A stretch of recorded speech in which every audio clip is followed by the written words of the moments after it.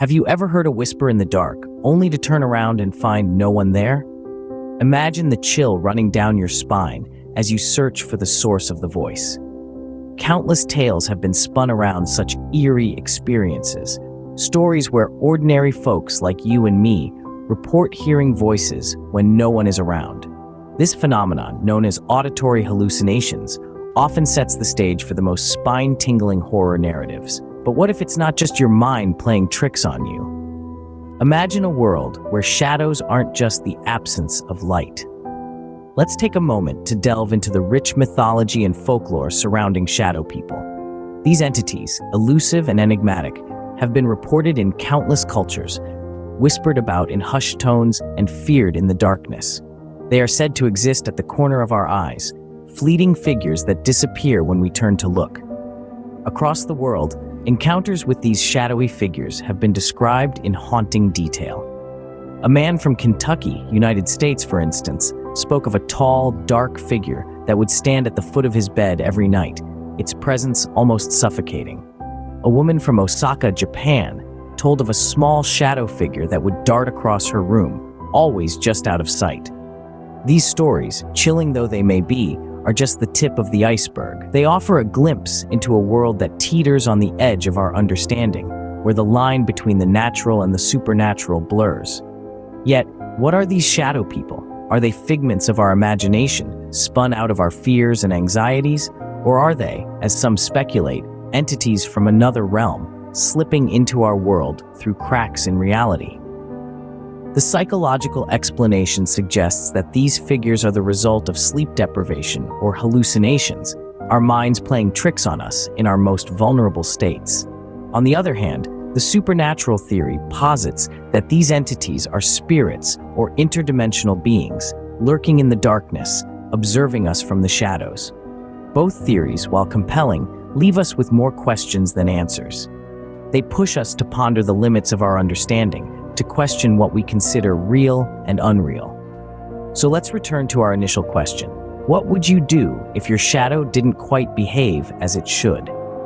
Would you chalk it up to a trick of the light, a figment of your stressed mind? Or would you entertain the notion, the chilling thought, that you might not be alone in your own shadow? What's more terrifying than the monsters we can see? This question brings us to a chilling concept, one that has haunted humanity since the dawn of time: the unseen terror.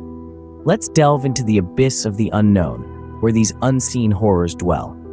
They are entities that exist beyond the realm of our visual perception, only sensed through certain faculties or in dimensions that our minds struggle to comprehend. A classic example of this is H.P. Lovecraft's cosmic horror, where the unseen entities are so terrifying, so beyond our understanding, that mere sight of them can send a person spiraling into madness. It's this fear of the unknown, the unseen, that Lovecraft so brilliantly exploited in his works. But it's not just in literature where we find these unseen terrors. History is replete with claimed supernatural experiences, where people have felt a presence, heard inexplicable noises, or experienced a sudden drop in temperature. These are sensations that point to something existing, something present, but something that remains unseen. Consider the countless stories of people waking up in the dead of night, feeling an oppressive presence in the room. There's nothing to see, nothing tangible to fight against or flee from. Just an unseen entity, a terror that lurks in the shadows of our perception. Even in our everyday lives, we often feel an unseen terror. It could be the fear of what's lurking around the next corner, or the anticipation of a phone call bearing bad news. These are unseen, yet they hold a power over us. They're terrors that exist not in physical form, but in the realm of our thoughts and emotions. This brings us to an unsettling conclusion. The unseen terror is perhaps the most potent form of fear. It's not bound by physical limits. It's a fear that lurks in the corners of our mind, in the depths of our imagination, and in the shadows of our soul. So remember, just because you can't see it doesn't mean it's not there. The unseen terror is always lurking, always waiting, always ready to strike when you least expect it. Our minds can be the most horrifying places of all. Imagine, if you will, a realm where every dark corner holds a terror, every shadow a monster waiting to pounce. This place isn't in some distant land or a haunted house, but rather it resides within us. It's our mind, where the most potent form of horror, psychological terror, takes root. Psychological horror is a unique breed. It doesn't rely on grotesque creatures or blood-curdling screams. Instead, it twists and turns our own thoughts, fears, and anxieties against us.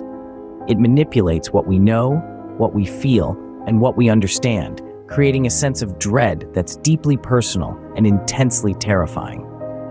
Let's take a journey into some of the most well-known tales of psychological horror, stories that have left their mark on the genre and continue to send shivers down our spines. First, there's Edgar Allan Poe's The Telltale Heart, a chilling tale of a man driven to madness by his own guilt. The dread doesn't come from a ghost or a ghoul, but from the protagonist's own mind, echoing with the relentless beating of a heart he believed he had silenced forever. Then, we have Stephen King's The Shining. Here, an isolated hotel becomes a playground for a man's descent into madness.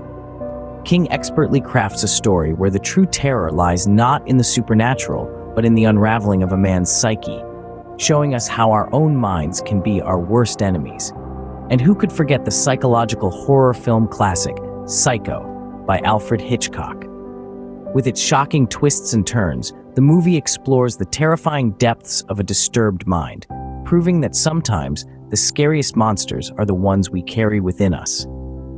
These stories and many others like them remind us that horror isn't always about what lurks in the shadows. Sometimes it's about what lurks within us, in the depths of our own consciousness. In the end, the most terrifying monster might just be ourselves. What if everything you knew was a lie? In this realm of the macabre, the terror that grips you is often not what it appears to be. Plot twists and revelations are the lifeblood of horror, the beating heart that pumps fear into our veins. They are the unseen hands that pull the strings, orchestrating our dread and delight. Consider the chilling transformation of a beloved character, revealed to be the monster we've feared all along. This is a common trope, yet it never fails to send shivers down our spines. The horror lies not in the monster, but in the betrayal of trust, the shattering of our perceptions, or the haunted house that was not haunted at all. Instead, it was the mind of the protagonist, warped by guilt and grief, that painted the walls with phantoms. The true horror here is not spectral, but psychological. It's the fear of losing control, of being trapped within the confines of our own mind. And then, there are those narratives where the entire world is a carefully constructed illusion. The revelation that everything we've seen, every fright and scare, was merely a fabrication, a dream, or a simulation, is a twist that can leave us questioning our own reality. But that's the beauty of horror. It's a dance of shadows and deceit, a masquerade where the masks fall away to reveal the true face of terror beneath. In the world of horror, nothing is ever as it seems. As our journey into the terrifying unknown comes to an end, let's take a moment to reflect on the haunting whispers that have echoed through the shadows, the unseen terrors that have lurked in our minds, and the chilling revelations that have left us shivering in the dark. We started with a whisper, a haunting echo that rippled through the silence of the night. This was not a simple whisper, but a spectral voice from beyond, a voice that carried with it the weight of 1,000 untold stories. It was an invitation, a call into the shadows among us.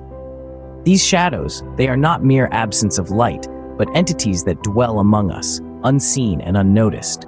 They have been with us, watching, waiting, and when the time is right, they make their presence felt. The unseen terror that we spoke of, it's not just a product of a fearful mind, but a reality that exists in the peripherals of our vision, a chilling truth that's often too terrifying to accept. And then there is the haunted mind. Our own mind can be the most terrifying place, filled with fears, doubts, and horrors that are far too real.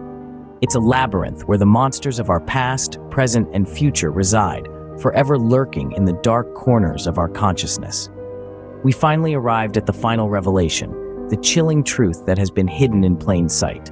The horror that we fear is not always external, but often lies within us. It's the darkness that resides in every one of us, the darkness that we often choose to ignore. The closing darkness is not just the end, but a new beginning, a new journey into the depths of fear and horror. It is a reminder that the world of horror is not just confined to the realm of fiction, but is a part of our everyday reality. As we part ways, remember this: the darkness is not just out there, it's within us. Remember, when the lights go out, the true horror begins. Sleep tight.